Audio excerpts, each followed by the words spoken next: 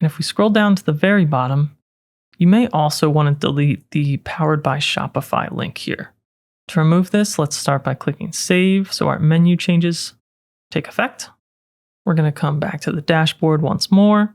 Then under Sales Channel, we'll go to Online Store.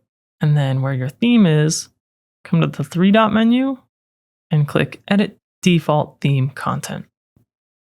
Up top, we have a lot of tabs here, but for our purposes, we can just search for links.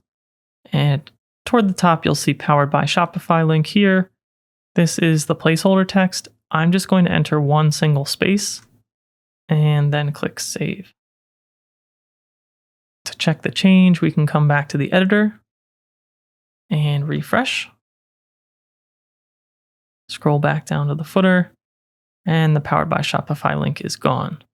We still see our store as My Store, so that is the last thing that we want to change here. Let's take one more trip to the dashboard. This time, head all the way down to Settings, and right at the top, we see our store details. So go ahead and click on My Store. There's a pen icon here. Select your store name, and I'll enter MOVA, and save. Then we can exit out here. Once again, return to the editor to refresh and check our change. And there we go. Copyright 2025 MOVA.